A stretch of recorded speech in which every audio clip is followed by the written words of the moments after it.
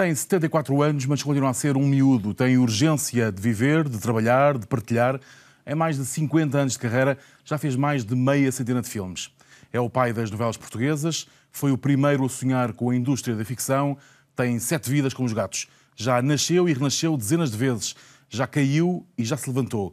E mesmo assim, continua sempre com o sorriso que lhe conhecemos. Nicolau Breiner é o meu convidado de hoje no Ainda Bem que Vieste. Muito obrigado por ter aceitado o meu convite. Ainda bem que aqui estou. Como está, Sr. Contente? Vamos andando, Sr. Feliz, conforme nos deixam, não é? E espantoso você referiu-se a uma coisa que acho que nunca ninguém se referiu numa entrevista minha, que já caí e me levantei várias vezes. É uma coisa que eu digo muito, mas que as pessoas não têm muita noção disso. Tive altos e abaixos, como todas as pessoas têm. Realmente tenho renascido muitas vezes. Bem visto, sim, senhor. Se mais de 50 anos de carreira, 54 anos de carreira, sim, 50 filmes no cinema, mais de 35 séries e novelas na televisão, isto é uma canseira. Mais não sei quantas peças. Mais não sei quantas peças. É uma canseira, mas é uma canseira que tem sido... Foi a profissão que eu escolhi. Quando um dia disse não a uma faculdade onde estava, não a uma série de coisas, eu quero ser ator, é isto que eu quero ser. Não à ópera, onde eu comecei enquanto artes cênicas, foi na ópera que eu comecei. E como tinha talento. Dizem que sim, que tinha uma grande voz. Se calhar, se tivesse seguido com essa vocação, hoje era primeiro-ministro.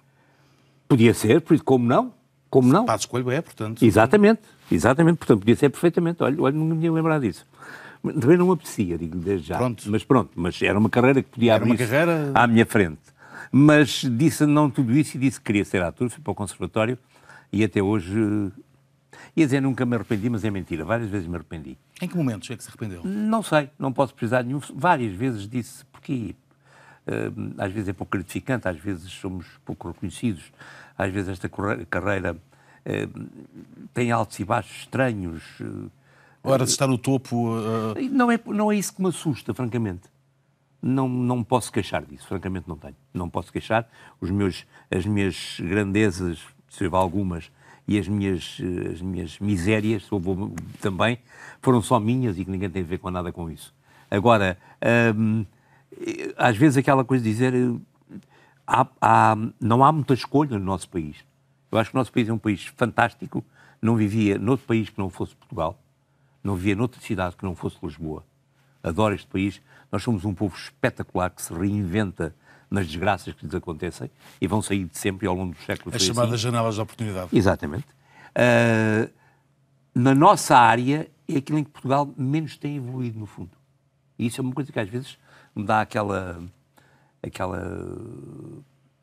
vontade, ou pelo menos tive várias vezes, eu vou fazer outra coisa qualquer. Mas o quê? Se a única coisa que eu sei fazer e gosto de fazer é isto. E tem feito de tudo, teatro, cinema, televisão, como ator, como encenador, como realizador. Os Sete Pecados Rurais é o segundo filme mais visto da história do cinema português, de acordo com os números do Instituto de Cinema e Audiovisual. Com uma diferença de 20 mil, 320 mil, em diferença... 340 mil, sempre exatamente, que é o também comigo, por crime acaso. do Padre Amaro. Exatamente. É muita gente a ver um filme só. É um filme que ainda por cima é repescado de personagens do programa Telerural, aqui na RTP. E é com toda a clareza, não estamos a esconder nada. Claro. Foi agarrar em duas personagens que são, a meu ver, notáveis. E, aliás, o Kim Roscas e o Zé Roscas são notáveis. E dizer, por que não fazer um filme baseado nestas personagens? E foi com toda a clareza, foi assim que o fizemos, com o Henrique Dias, com o Pombares e com o Roberto. E que fizeram muitíssimo bem, e produzido pela Cinemat Cinecu, com a minha querida Ana Costa, sempre ao leme, a dirigir aquilo tudo com mão de mestre. Fizemos, como estamos a dizer, como já fizemos o segundo, que vai agora para começar a ser exibido nos cinemas, com o dinheiro próprio, com o nosso suor, com o nosso empenhamento, e resultou muito bem. Qual o segredo do sucesso? Daquele sucesso em especial. Os portugueses revêem-se naquele humor... Eu acho que sim. Acho que aqui... Digo-lhe uma coisa, eu vejo cenas deles e rio imenso com eles, confesso que rio. Não tenho vergonha de o dizer, não há vergonha até, mas dizer, aquilo é humor. Eu gosto de todos os humores, de um modo geral. Há poucos humores, há uns que eu realmente não acho muita graça, mas mais ou menos eu gosto de uma série de humores, não sou humor. Eu gosto deste tipo de humor, não, tenho essa grande vantagem na minha vida, como gosto de vários tipos de música e vários tipos de cinema. Não sou nada, eu só gosto... Não, espera aí, eu gosto de várias coisas. E daquele também gosto. E rio-me com aquele... Mas aquele Portugal ainda existe? É uma sátira ao nosso Portugal rural e que já se calhar não existe muito assim. Mas aquilo como sátira é uma caricatura. Não quer dizer, você ao fazer uma caricatura não está a fazer um homem na perfeição ou uma mulher. Faz, pondo o nariz ainda mais afilado do que é, a barriga maior ou mais pequena, o cabelo mais em pé. Aquilo é uma sátira. Aquilo é uma farsa, não é uma comédia. E a farsa é assim que se faz. E eles fizeram impecavelmente. Como é que avalia esta dicotomia entre um filme que tem o sucesso estrondoso que o Sete Pecados Rurais teve e depois a crítica que não é... que é sempre uma crítica muito estranha, muito cáustica em relação a este tipo de cinema mais comercial, se quisermos? Nós vivemos nesta estranha dicotomia, como você diz, o comercial e o cinema de autor, não é? De autor são todos os filmes, de autor são todos. Não há autor, um filme que não tenha um autor, portanto, de autor são todos. Eu não consigo perceber isso. Há bom e há mau cinema e cada um tem o seu género. Mas repare uma coisa, não é só cá. Se nós vamos lá ver os Estados Unidos, aquela grande indústria, aquela enorme massa de consumidores de cinema que existe nos Estados Unidos. Mas se você for ver, os filmes mais vistos não são do Cronenberg, são do Ben Stiller. Atenção. O quê? O mais visto, o menos visto do Cronenberg são 20 milhões ou 30 milhões. A escala é outra. É outra. Mas o Ben Stiller, se calhar, faz 400 milhões. Digo eu, não estou a dizer números. Sim. Portanto, isto é uma coisa que é mundial. O cinema dito comercial, a comédia sobretudo, normalmente tem mais espectadores. Ponto. Não quer fazer juízo de valores homens porque é melhor, é pior. É assim. As pessoas gostam mais de se divertir, então em Portugal, neste momento em que estamos todos um bocadinho tristes, é natural que sejam divertidos. Na semana passada, nesse mesmo sofá, tive aqui o António Pedro Vasconcelos, Sim. que foi o realizador do filme, Grande seu filme. último filme, Filme. em que o Nicolau surgiu, Os Gatos Não Têm Vertigens, e ele dizia, a propósito da crítica do cinema, que há muitos críticos que nem conseguem... confundem muitas vezes um travelling com um ovo estrelado. Mas eu subscrevo completamente o que o António Pedro diz. Não só nisto, como em muitas coisas, porque eu gosto muito dele. Sou muito amigo dele e acho que é um cineasta notável. E os gatos com Mortos que ele fez é um filme deslumbrante que vale a pena ver. Aconselho vivamente. Mas subscrevo completamente. Eles falam de coisas que não sabem do que é que estão a falar. E depois, um filme não é o travelling, não é o close-up. Um filme é muito mais do que isso. Um filme tem alma. Afetos. Afetos. Não é só a técnica, não é a forma, é o conteúdo também. A forma é uma maneira de servir o conteúdo. E não ao contrário, não é o conteúdo que serve a forma. Muitas vezes a confusão é esta. Este conteúdo vai servir a forma. Não. A forma está ali para servir o conteúdo. Ponto. Portanto, eles confundem tudo. São, sobretudo, a nossa crítica em Portugal é muito engajada. Politicamente, orientações sexuais, são engajados de uma série de maneiras. Não conseguem ser completamente imparciais no juízo que fazem num filme. Tem a ver com os amigos, com os primos, com a política, com isto, com aquilo, com o outro. Nicolau, quando se fala em artes, no futebol, no cinema, no teatro, muitas vezes se diz que isto é mais 90% de transpiração e 10% de inspiração. No seu caso, Nicolau costuma dizer exatamente que são 70% de talento e 30% de trabalho. Não é só no cinema ou na televisão. Quantas pessoas treinam tantas horas como o Ronaldo? Não só o Ronaldo. Quantas pessoas fizeram o mesmo... Vou falar já de fora de Portugal, para não criar pontos de comparação e não ser acusado disto ou daquilo. Actors Studio, no seu auge. Quantos tiveram no Actors Studio? Quantos foram Marlon Brandos? Quantos foram De Niro? Quantos foram Meryl Streep? Foram meia dúzia deles. É assim. Portanto, não basta trabalhar. Não. Basta, além de tudo, tem que ter um dom. Agora, tens de trabalhar. Claro que tens de trabalhar. Mas como é óbvio, mas isso não, para mim nem faz sentido dizer assim, não tens de trabalhar. Tens de trabalhar muito. Tens de trabalhar, tens de bater com os cotados no chão, tens de fazer milhões de disparates, tens que dar com os burrinhos na água, tens de te levantar, como disse há bocado, tens de te levantar, tens de cair. Agora, a diferença depois entre aquele que atinge o chamado estrelato e o outro que está logo a seguir é uma diferença puramente genética do talento. Que ele herdou do paizinho e da mãezinha. Portanto, há muita gente que por aí anda, que apesar de trabalhar muito, nunca será bom ator. Julgo que, pelo menos, nunca serão grandes atores. Podem ser atores. Mas há atores. As pessoas não têm que ser todos grandes atores. Mal de sair do mundo se assim fosse. Há o chamado segundos atores, que são atores muito bons e que fazem uma falta tremenda. Agora, para além de tudo, há determinados atores que têm aquela chama, têm aquilo que nós não sabemos explicar. Aquilo que nos faz olhar para aquele e não para aquele. E isso é inexplicável. Isso é uma coisa que é a tal centelha que certas pessoas Quando têm. é que percebeu essa centelha? Quando é que descobriu que tinha? Quando é que, no seu caso... Não sei se o meu caso é esse. Em que momento... É claramente alguém que se mantém no topo como o Nico se mantém há 54 anos. Eu acho que não senti. Acho que eu nunca me fiei muito nisso. Eu acho que a minha teoria é aquela que eu penso. Há pessoas que têm maiores... Mas, aliás, que isso há futebolistas, engenheiros e gente de televisão e apresentadores e jornalistas. Todos são jornalistas, há uns melhores que outros, indiscutivelmente. E isso é uma questão também. Eu nunca me fiei muito nisso. Mas eu digo sempre, quantas pessoas, se calhar, na minha geração eram melhores atores do que eu? Se calhar muitos. Nunca se saberá. Nunca se saberá. É o que eu digo sempre, nunca se saberá. Se calhar um rapaz que viveu ao meu lado, uma rapariga com a minha idade, se tivesse idade, eu tinha sido um ator 100 vezes melhor do que eu.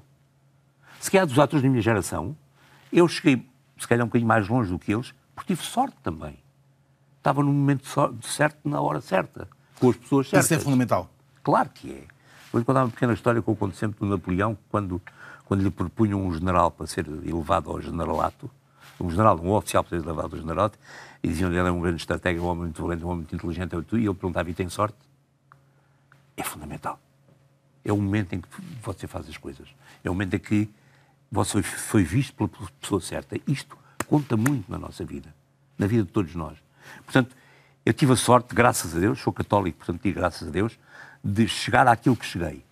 Mas não vivo a pensar nisso, nem enfatuado com tudo isso. Fiz o que fiz e tive sorte naquilo que fiz. Ponto. Mas naquele momento em que teve que optar entre o canto lírico e a arte da representação, porquê que fiz essa escolha? Quer que eu responda com toda a franqueza? Quero. Porque tinha 20 anos e queria viver. E porque quando comecei a fazer canto lírico é uma espécie de atleta de alta competição. Portanto, assim, não podes fumar, não podes sair à noite, não podes comer certas coisas, não podes beber copos, não podes... Assustou-se com isso? Outras coisas que eu ainda gostava mais, não é? E eu disse, não, nem pensem nisso. Eu quero viver.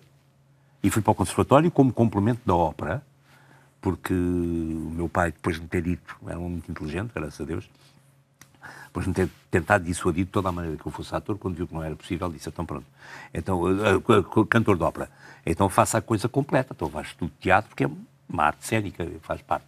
Eu fui para o conservatório numa perfeitamente de... Mas achando que voltaria? Sim, à ópera sempre. Eu estava ali, entrei ali com as sabe como é que isto é, teatro, não sei o quê, pois, sou cantor, não quero estar aqui a fazer isto. Portanto, não acreditou que tivesse que viver numa espécie de convento para poder ser cantor? Não, um dia disseram-me, agora tu tens que ser tens de ter uma vida quase monástica. Eu disse, não, façam vocês que eu não estou para isso. Eu gostava demasiadamente de viver para fazer isso. E foi isso que terminou de ser ator. Eu digo sempre, eu sou ator por acaso. O Nicolau é digamos que é um anarca esclarecido, no sentido de... Sou. O Francisco Lucas Pires, uma pessoa que eu adorava, disse-me uma vez, tu és um anarquista de direita. E eu acho que não sou da direita, nem sou anarquista. Eu sou... Agora, eu tenho uma visão muito anarca da vida, claro que tenho. Mas acho que a anarquia, os bacuninhos e os cropotequinhos são todos muito bonitos, se o homem fosse um homem perfeito. Aliás, se o homem tivesse uma mente perfeita, todos os sistemas políticos eram bons. Há coisa mais bonita que o comunismo? Não há. É tão perto do cristianismo. Eu seria. Agora, o homem é que não tem cabecinha para isso. Já lá vamos à política. Deixe-me ainda esta questão da disciplina. Toda a sua vida, aliás, foi uma correria contra a disciplina. Contra a disciplina. Foi um homem de muitas mulheres, de muitos copos, de muitos excessos. Do antes de 25 de Abril, contrapor-me ao então regime, de andar a defender a sede do MDP ali no Campo Pequeno, Ainda hoje estive com um grande amigo meu, o arquiteto Manuel Salgado, que é daqui, mas lembras das noites quando a polícia vinha com cães, e um dia tinha cães também, veio uma cadela com o cio, e os cães foram todos atrás da cadela. E nós passávamos noites a rir com aquilo. Eu sou um contestatário por natureza. Eu gosto de contestar qualquer coisa, seja o que for. É um bocado o mexicano... É um contrapoder. Ai, que eu erro, já estou contra. Eu sou um bocadinho assim. É um bocadinho contraditório com a sua tentativa de incursão pela política. Esteve a 1.200 votos de ganhar a Câmara Municipal. Mas sabe que isso não é tão longe de ser um contrapoder. Porque é num momento em que o poder me empurrava para o outro lado. Em que o poder da esquerda era enorme, e muito grande, e o poder local era, e já lhe conto uma história sobre isso, era tutelado pela esquerda, e eu disse, espera aí, eu vou fazer para o lado contrário. E perdeu por pouco. Bem. 1.200 votos. Agora calculo uma coisa. Nessa altura, o Presidente da Câmara... Perdeu para um comunista, precisamente. Exatamente. Seu amigo. João Rocha. Não, nesta altura, odiávamos, estávamos... quase não falávamos um com o outro, uma coisa assim. E um dia no almoço passaram-se uns anos e olhámos um pouco e alguém, nós disse assim, porquê é que é esta história de não falarmos um com o outro? Isto é uma coisa... E neste momento somos amigos, mas amigos a sério. É um dos meus grandes amigos, é o João Rocha. Eu ainda há bocado falei com ele pelo telefone. E temos uma empatia tremenda, ele é um homem notável, ganhou a Câmara de Sérpia muito bem, fez de Sérpia um sítio espantoso, agora está na Câmara de Beja, e somos amicíssimos. E os dois, porque só mesmo nos dizer assim, isto é tão pouquinho a política, é tão mais importante a relação humana com as pessoas. Eu gosto de ti, porque gosto de ti. Mas no poder local ainda se consegue... Sim. Eu acho que o poder local devia ter mais poder. Porque acho que o poder local é a única maneira que eu acho possível de fazer uma boa política no sentido de entre aspas, gerir os destinos das pessoas. Servir-lhe de emenda. Completamente. Nem muerto. Não. Só rei. Só rei. Só rei é a única pessoa. Temos ainda algum trabalho pela frente. Temos um largo trabalho para fazer. Se fosse isso ainda ia lá, agora de resto não. Tem 74 anos. 74. É um homem do seu tempo? Eu outra vez me ia a dizer que sou um homem... O meu tempo é este, que eu estou vivo. Eu estou vivo aqui a falar consigo, portanto este é o meu tempo. Portanto, contraria a lógica dos irmãos Cohen, que este país não é para velhos? Não. Este país é um bocadinho não é para velhos. Estamos a criar uma clique de juventude. Quando temos mais velhos que novos, mas apesar de tudo, a pôr a juventude, o nosso enfoque é na juventude. Mas nós estamos cá com outra idade, e alguns de nós, que julgo que é o meu caso, com um espírito jovem ainda, e que temos montes de coisas para fazer e para dar. Eu quando falo em velhos, naturalmente é sem qualquer sentido pejorativo. Claro. É um sentido completamente denotativo. Não, mas ser velho, aquela coisa de ser velho... É a ideia que não... Ser velho é bom, não. Ser velho é a pior coisa do mundo. Tomem atenção, ouçam o que eu vos estou a dizer. É mau, é péssimo. Tudo o que é bom faz-se menos. E eu digo tudo. Portanto, é logo mau. Agora, há maneiras de viver a velhice melhor do que de outras. E, sobretudo, há uma coisa que nós temos mais que a juventude. Sabemos mais coisas. Claro que sim. Porque as vivemos. Quando vem a conta de dizer, não é assim, eu digo que não é assim porque eu vivias. Mas eu li escrito. Tu viste escrito, mas eu vivi. Portanto, isso nós temos, é uma vantagem que nós temos. Mas irrita o que o físico não acompanha a cabeça? Completamente. Acho que eu não sou contra a morte, sou contra o envelhecimento. Acho que esta coisa do... você fisicamente começar a não conseguir fazer certas coisas, quando a sua cabeça, especialmente quando a sua cabeça ainda está completamente lúcida e capaz de sonhar e de fazer coisas, é uma coisa terrível. E que nós temos que, cada um de nós, per si, tem que saber lidar com isso e transformar isso quase num aliado, se conseguir. Porque mau não tenham dúvidas que é. O que faz hoje, ser ator, ser realizador, dar aulas, que acabou de criar muito recentemente a sua academia Nicolau Brenner, isso é o que é a urgência de viver? É a pressa de adiar precisamente essa... São várias desmentir o BI? São várias coisas. Uma delas é uma coisa perfeitamente terra a terra e que tem muito pouco de sonhador, que é assim, preciso ganhar dinheiro para viver.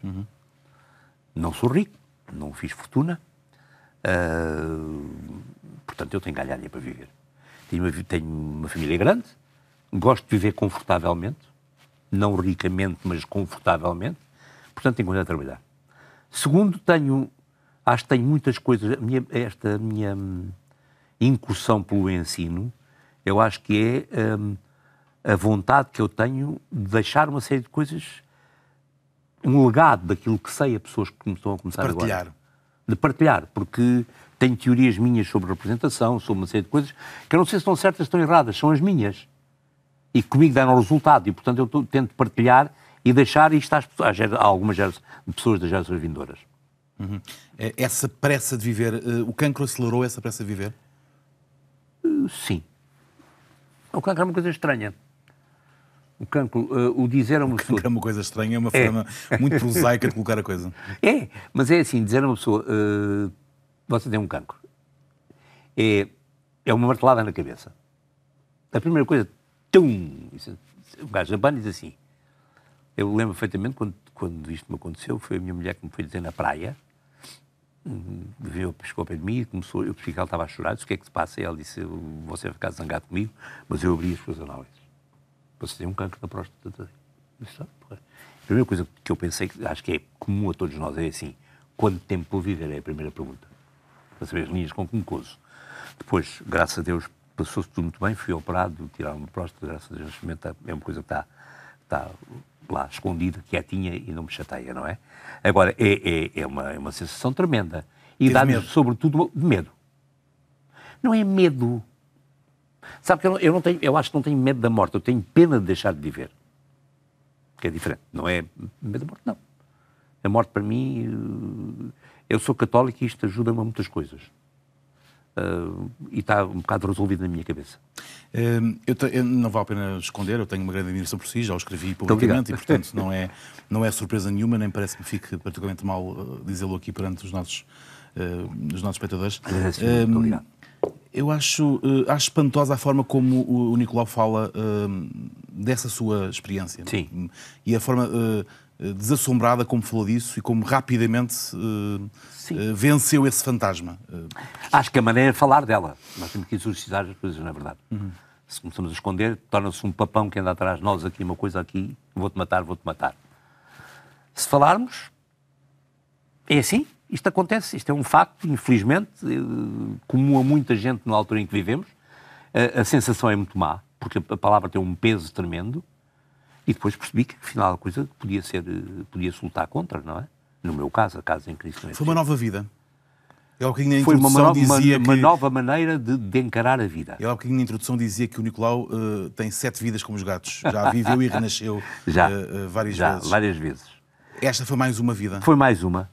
Foi mais uma vida, deram mais uns anos de vida. Foi Deus que me disse, mais uns aninhos. E eu estou cá. Ninguém sabe quando é que vai partir. Ninguém sabe. Agora, enquanto cá estiver, tenciono fazer o maior número de coisas possíveis que me deem prazer. E aquelas que eu tenho que fazer, como disse, por razões prosaicas, como o viver. Uma das suas novas vidas foi depois do momento difícil do fim da NBP, ou do fim da sua passagem pela NBP. Que foi NBP por mim, vamos para o contrário. A sua NBP, assim. da Nicolau Brenner Produções, na era em que lá esteve, a empresa que o Nicolau fundou e que foi, no fundo, o arranque da indústria da ficção portuguesa. Tentou-se primeiro na EDP, onde eu também estive, mas foi 2 novelas, depois tivemos uma administração... e Origens. Tivemos uma administração da RTP de então que fez o disparate de acabar com as novelas portuguesas. Que é uma coisa espantosa, e depois começámos na NBP. Como é que foi o fim daquele processo traumatizante? Não vou descrever, não é uma coisa que não apetece falar, não gosto de falar sobre isso. Foi um processo que acabou de uma maneira muito simples, eu saí da NBP, ponto final. Quem está mal muda-se, eu mudei-me. Pronto. Da sua própria casa? Da minha própria casa. Como acho que mais importante que a minha própria casa e que tudo o que é material, nisso eu ponho à frente, é o meu bem-estar, é a minha capacidade de viver bem, é a minha independência e a possibilidade de poder dizer isto, com toda a clareza, isto e aquilo de uma pessoa qualquer.